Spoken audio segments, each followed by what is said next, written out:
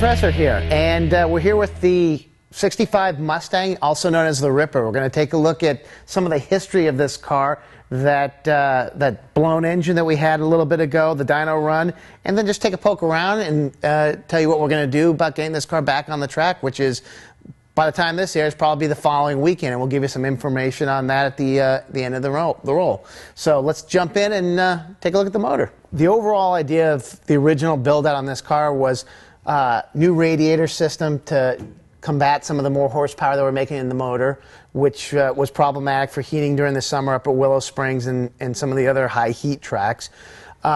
We haven't done too much since that other than put it back together, but essentially the motor is a 3 1/4 stroke 331, maybe a little bit more than that with the large bore. For those that haven't seen it, again, this is an aluminum 331 Ford SVO block that I'm not sure if they're still in production or not.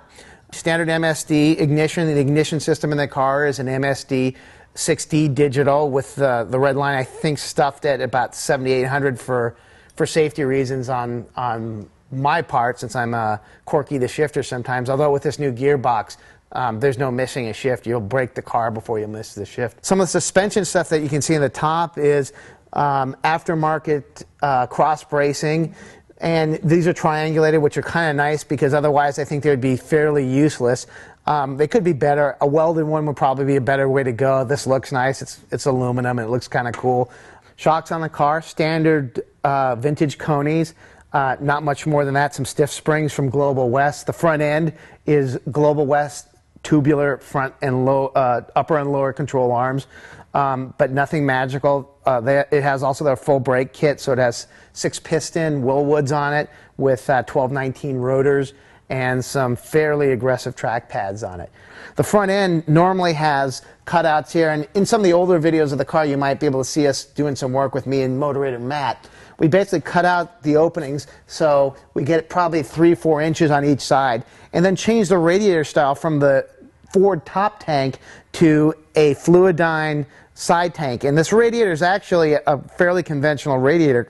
Comes out of a 69 big block Camaro, and this is a Fluidyne direct swap, and it fits really nicely between the frame rails of the Mustang. There's probably, you know, another 3-4 inches of radiator room if I even had to go bigger, but this was an off-the-shelf piece, very easy to drop in once we cut out the extra width of the opening for the radiator. The flanges on the side of the radiator, if that's what you call them, bolt right up with a couple of holes to be drilled, and you're done. The other part that was pre-existing on the car was also the Fluidyne old school NASCAR cooler that potentially could be kind of large, but I'm not sure that I would ever complain about having too large an oil cooler. The motor runs pretty hot, and oil temperature is generally over what it should be, I would guess, considering the way that I drive the car, which is not friendly.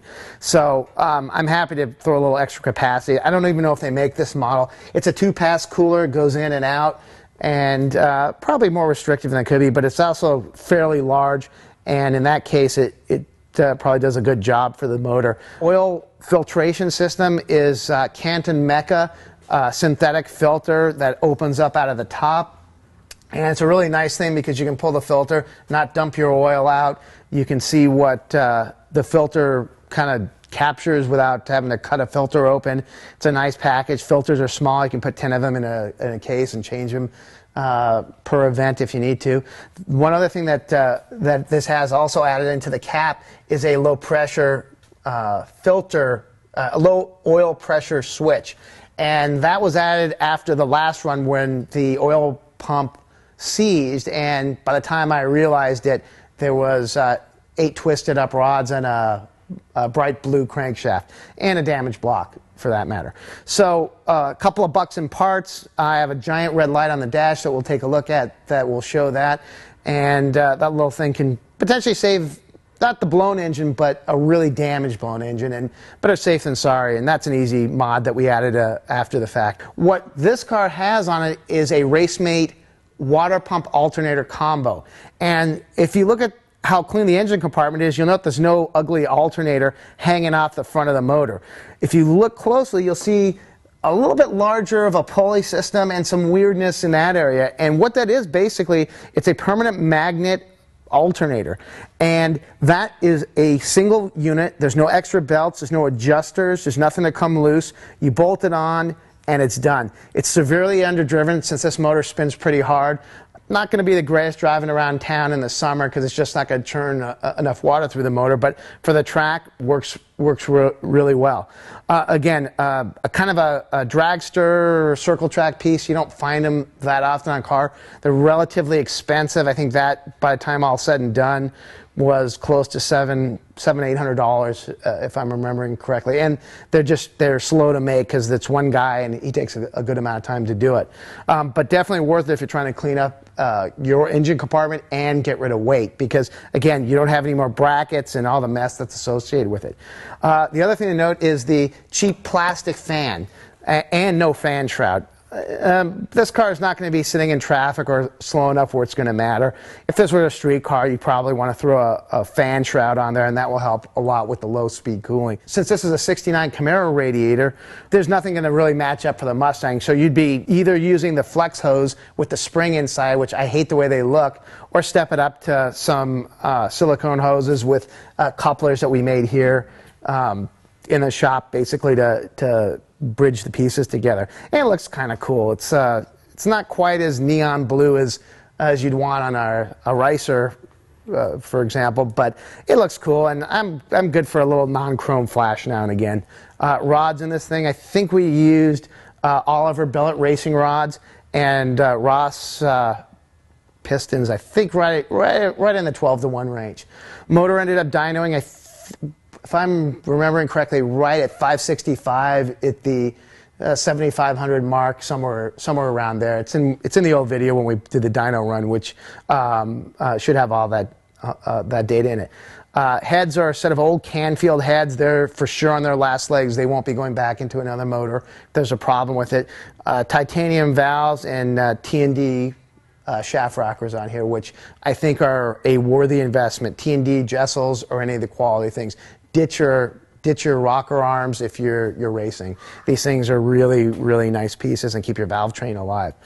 Intake manifold, standard Edelbrock Victor, not the Victor Jr., the Victor, and a carb from Dan Best Racing, which is a billet custom carb that these guys make and basically make to order for you. It's a really nice piece, and it runs really well with super crisp throttle response. I think the first time I took it over to the guy when they replaced the Holly that was on there, he couldn't believe how crisp the throttle response was on it. So it's good for the tight track and not just a wide open drag run, which this car is not super suited for. Again, titanium valves in the valve train, high compression motor, set of stepped headers. The motor that was in here that failed, and the reason why we had to take this out a second time was the initial blow up happened due to the oil pump, as I mentioned early on. But what happened is we took it out with the Porsche Club and started noticing there was some metal in the oil, and decided to take the motor down and not blow it up before having a really bad problem. When we tore it down at the engine shop, what we found is the thrust bearing had self-destructed. I'm guessing that's likely just from me bashing the gearbox around. The gearboxes we'll get into a little bit, and the clutch system that's in the car. We've had some debate about what the cause was. The engine guy said, rightfully so, that the thrust bearing was not set up appropriately, or the clearance between the front of the input shaft and the transmission was not right. I'm guessing that it was fine. I'm guessing that I broke it by beating the car up too bad and not being a friendly mechanical driver. So we'll look at that stuff and talk a little bit about that and what we did there. But that's essentially the motor compartment. You know, a healthy light motor in the front of a Mustang is a good combination, and it's simple. Like I said, there's nothing really in this car that's complicated that you can't fix or tune up. One of the things that I always hated about the Mustang was the giant eyebrows on the dashboard. And I saw the Shelby R model, and I go, that's gorgeous. They chopped the dash. And somebody told me, basically just get a grinder and start cutting the spot welds off and throw a little Bondo on there to fill in the holes, and you're good. Nice flat dash. And I don't look back about that at all. It makes the car look so much nicer. It gets rid of reflection in the window, and it cleans up the inside a lot. R model dashboard, R model door panels, gets rid of the flammable cardboard stuff, 7,500 RPM red line, which is fairly conservative for this motor that's in here right now. I know that this probably runs clean well past that, but better safe than sorry. The rest of the dash is what was there. Wipers are still hooked up. Lights are still hooked up. Cigarette lighter is as well functional, but it has a different function, and that's essentially a safety to keep the car running. That's your master switch. So now you guys know basically how to start this car. Rest of the thing is key switch remove, big red button for firing the starter. That's essentially something out of an industrial parts catalog. Just like the big idea of a big smashable red button. You don't need a radio in this car. You can't hear it. AM radio isn't going to work real well with the ignition. And speakers and all that junk weighs too much. Get rid of it. So our model radio block-off plate available from a bunch of places. This one has now embedded into it a side marker from I think it's from a truck or a RV or something, and essentially that hooks up to the pressure switch. So if there's no oil pressure or you lose pressure, you get this blinding red light in your face, which hopefully you will notice before you end up with molten motor parts like the last one. Standard Nardi wheel with some crazy adapters to make it work. Somebody gave it to me. It kind of looked nice in the car. We popped that on, and that's been on for since I've had the car. The one thing that we've talked about a little bit was the gearbox change. The car originally had a Tremec TKO in here, and there's people that like them, people that don't. It's a great street transmission, a good transmission, I think overall, and strong. Never had a problem with it, but I think when you start buzzing to a certain point, they become difficult to shift, and mine did anyway. So past about 7,200, 7,300, it became a little difficult to shift, and always had been. It wasn't the clutch. People told me that's just the way those gearboxes work. I decided at some point that I'm going to replace it with a NASCAR pull gearbox from one of the retired racing circuits. So this now is a Tex Racing Trans T101A, which is a magnesium gearbox with straight cut gears and dog-based synchros, which essentially mean you pull the gear, it goes in. It doesn't matter if you use a clutch or not, which some people don't, but it is a guaranteed shift, and it's a nice feel. It's a noisy gearbox. You'll hear it in some of the videos when that we've put up, that it sounds like gear whine, but that's the way they sound. But the gearbox shifts like lightning, and that's part of the reason why I think we hurt the motor. The clutch change required, not necessarily required, but the clutch change and choice that we made for this car was a Tilton Racing 2-disc clutch. Ceramic, so it has a little bit, even if a minute amount of slipability, it'll help. But there's no springs in the sprag of the clutch, if that rhymes, spring in the sprag, to cushion your driveline, or engine for that matter. So when you shift this gearbox, if you're going to do speed shifts and hard shifting like I took it for granted with the other transmission, it's going to impact the motor and the thrust bearing a lot more than the other gearbox did with the simpler sprung clutch setup. Fire system is in the car. This is a Halon system. The Safecraft brand is one I've used in a few cars. I like them. There's many other brands. If you're going to do a race car, spend whatever you feel is appropriate to save your life in a fire. But this is a nice system. It has a nozzle in the trunk near the fuel cell. It has a nozzle pointing at me under the dash pointing up, and then one pointing at the base of the carburetor. If you have to pop that Halon system, it's going to cost you a lot of money.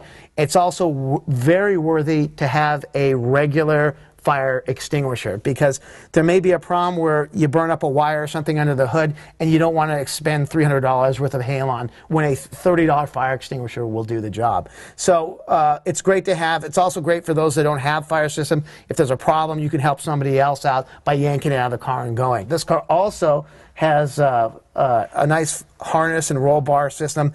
The roll bar could be better. It's only tied in the back. It's not a full cage, which I would like to have at some point, but I'll settle for this at this point. Maybe the next go around with the car, we'll finish the cage off and put the bars all the way through to the front, which is a much safer setup for racing. The few bits in the back that are of note are the R model window, and this is a plexiglass rear window. There's holes cut out to let some more of the air flow through. The side vents are also a little unique on this car. Many people buy the Shelby aftermarket plexiglass windows, and when I started putting those in, I decided that there's no way in hell that those things ever fit into a car without somebody smashing it with a sledgehammer. So while looking at it, I decided to reuse a little bit of leftover stainless steel from the radiator, and I think it came out really nice. It's air flows right through there. There's no plastic that gets discolored or faded or scratched, and it kind of gives it a little bit of a special touch that it's my car, which is what I always advise people to do. Do it how you like it. Just don't do it ugly. If you find that ugly, then stop looking at my car. In any case, I think it looks good, and all kidding aside, it was a fun project to do. Every time I've talked to somebody about the Shelby side windows, there's a story about how much of a pain in the ass it is to install. So I took a little bit different route, and I think it came out pretty good. The plexiglass R model rear window, that's available from only a couple of guys that do them. It might be Cobra Automotive back east. It's an expensive piece, and it takes a little bit of work to trim and fit in, but it's kind of cool. You don't see them all that often, but it's a nice piece, and it probably gets rid of a good chunk of weight because there's a big piece of glass that shows up with the car, and you want to get rid of glass. It's heavy generally. This car has a very tiny battery to kill some of the weight. We put an external battery jump connector in the back, so if we're running on the track and it just gets hot, or I leave the ignition on or something and kill the battery, we can jump start real fast with a little jumper box and not have to pull the trunk open. The deck lid is made out of fiberglass. I don't know how much fiber or glass is in here. I know there's a lot of cardboard from the place that made it. It's probably one of the worst fiberglass pieces I've ever seen, although it's light and cheap, so it went on and got the rattle can black treatment. Fuel cell, highly, highly recommended. One of the scary things is how the Mustang's fuel cells or fuel tanks are mounted. And, you know, probably no worse than any car of the era, but if you're going on the track, it's nice to have a fuel cell. It's a lot of money. I think these are probably over $1,400, $1,500 now for a Fuel Safe, and a few other people make them. But if you're going to race, it's a worthy investment. Fire system from Safecraft. A nice 10-pound container. Again, lines plumb up through the bulkhead, which in the original Mustang had a trap door that was made out of steel. That's been replaced with a thin sheet of aluminum, and everything goes through bulkhead connectors to the front. And there's a single nozzle on the back over the fuel cell area. Battery box. Battery is inside of here, shielded away from fumes and anything that could happen in the back. It's a small Odyssey PC925, I think is what it is. So it's probably just about right for a few starts.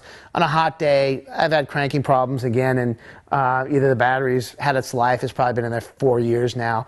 But I can jump start it and keep it going, and then never have to worry about it once you're running.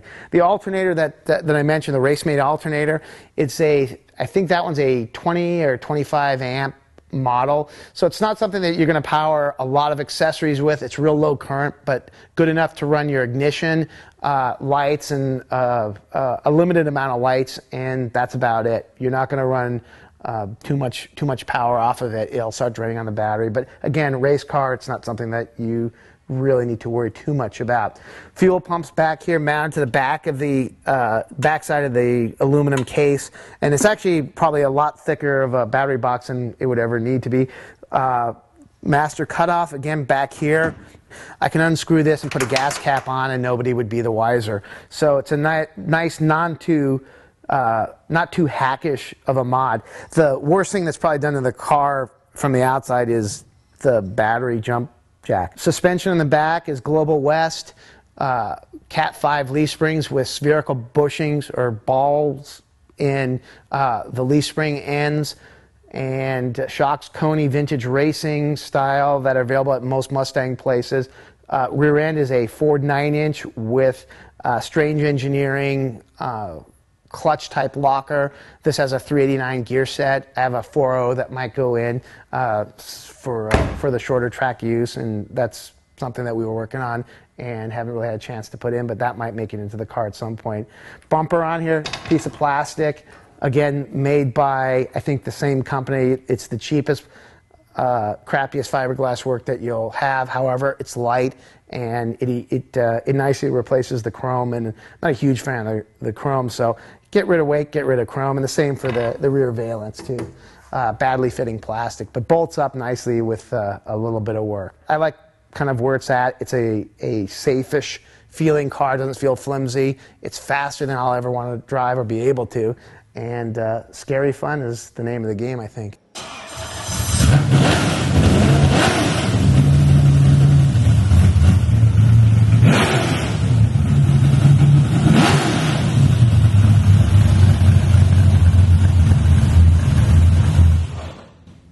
Motor. The car basically is going out to the track at the end of next week. When this airs, it will be the 28th and 29th of May, and we'll be at the Streets of Willow with the LA Shelby Club. So if you guys are around, come on out to the track or check out the LA Shelby Club site. I think it's lasaac.org, and there's plenty of room for any cars that want to show up. And I'll be out there with the Ripper. Adam won't, because I think he's on tour doing some stuff, but it'll be a lot of fun. Hopefully we won't blow it up, but that's yet to be seen. In any case, thanks for watching, and we'll see you at the track. Drive safe.